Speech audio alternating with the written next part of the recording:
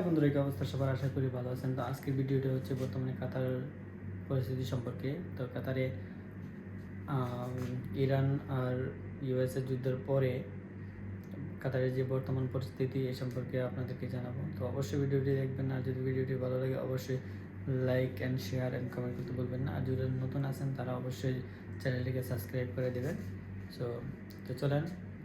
তো গত 2 মাস আগে যখন কাতারে ইরান আর ইউএসের যুদ্ধ চলছিল, তখন হঠাৎ করে কাজের পরিস্থিতি অনেকটাই কমে গিয়েছে, যা এখনও ঠিক হয় নাই। আজকে এটা হচ্ছে মে মাস, আজকে 2 তারিখ। তো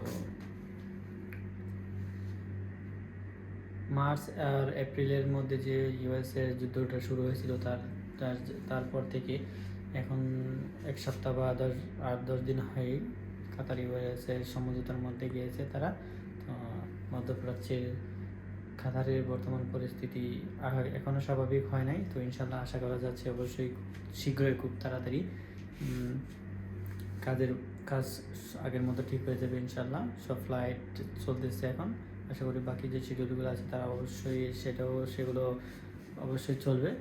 তো যারা কাতারের বর্তমানে ফ্রি ভিসা এবং কোম্পানি দুনো আছেন, 2 সেক্টরেই কাজের হাল অবস্থা অনেক খারাপ।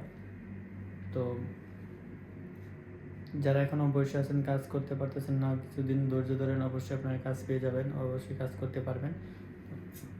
আর যারা কাজ করতেছেন, কোথায় করতেছেন, কী অবস্থা কাজের পরিস্থিতি, কমেন্ট বক্সে জানাতে পারেন অবশ্যই। তো ধন্যবাদ সবাইকে, আজকে এই পর্যন্ত। আসসালামু আলাইকুম।